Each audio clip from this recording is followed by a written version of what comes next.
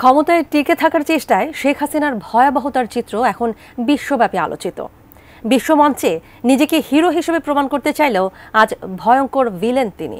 জাতিসংঘের মানবাধিকার বিষয়ক হাই কমিশনারের দপ্তর হাসিনার ভয়াবহতার প্রতিবেদন প্রকাশের পর প্রতিক্রিয়া জানিয়েছে অ্যামনেস্টি ইন্টারন্যাশনালও। কি বলছে তারা? মোহাম্মদ সোহাগ বিশ্বাসের রিপোর্টে দেখুন বিস্তারিত।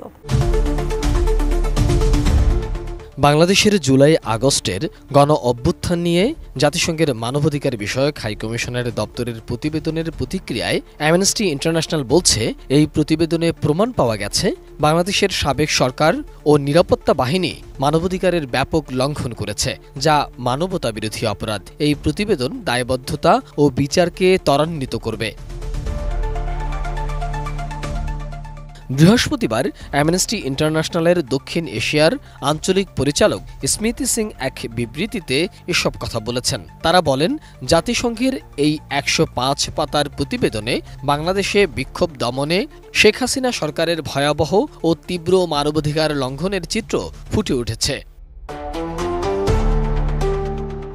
প্রতিবেদনে গত বছর অ্যামনেস্টি ইন্টারন্যাশনাল ও অন্যান্য মানবাধিকার সংগঠন যেসব প্রতিবেদন দিয়েছিল সেগুলোর প্রতিধ্বনি রয়েছে এবং তাদের প্রাপ্ত তথ্য উপাত্তের বিস্তৃতি ঘটেছে।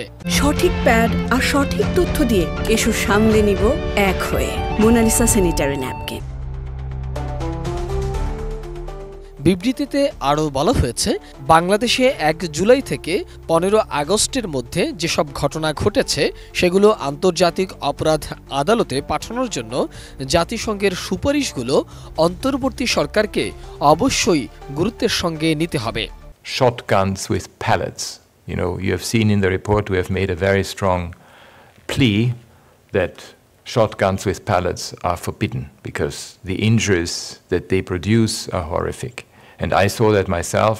I went to one of the hospitals in Bangladesh when I visited, and I could talk to some of the survivors, and some of them will be disabled for their lives.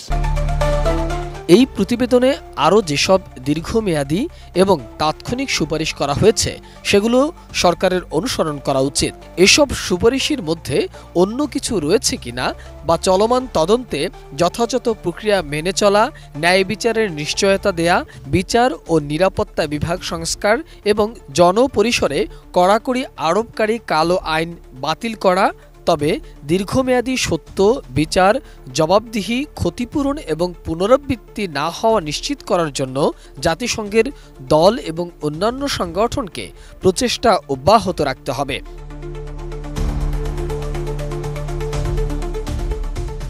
মানবাধিকার সংগঠনটির বিবৃতিতে বলা হয়েছে, গত বছর বাংলাদেশ জুড়ে কোটা সংস্কারের দাবিতে শিক্ষার্থীদের নেতৃত্বাধীন বিক্ষোভ দমনে সংগঠিত দমন-পীড়ন ও সহিংসতা নথিবদ্ধ করেছে অ্যামনেস্টি ইন্টারন্যাশনাল। আমরা একটি ভিডিও যাচাইয়ের সিরিজ বের করেছিলাম যেখানে শিক্ষার্থীদের বিক্ষোভ দমনে প্রাণঘাতী ও সরাসরি প্রাণঘাতী নয় এমন বেআইনি বল প্রয়োগের নথিপত্র যুক্ত করা হয়েছিল। বাংলাদেশে ২০২৪ সালের ১ জুলাই থেকে ১৫ আগস্টে সংঘটিত ভয়াবহ বিশ্লেষণ করে জাতিসংঘের মানবাধিকার বিষয়ক হাই কমিশনারের দপ্তর বুধবার একটি অনুসন্ধান প্রতিবেদন প্রকাশ করেছে। এরপরই আন্তর্জাতিক বিভিন্ন গণমাধ্যম এবং বিভিন্ন সংস্থা এ নিয়ে তাদের বিস্তারিত তথ্য তুলে ধরছেন।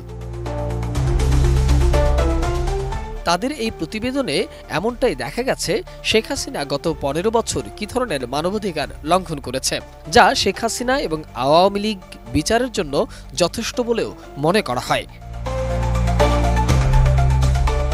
মোহাম্মদ সোহাগ বিশ্বাস, এটিএন নিউজ, ঢাকা।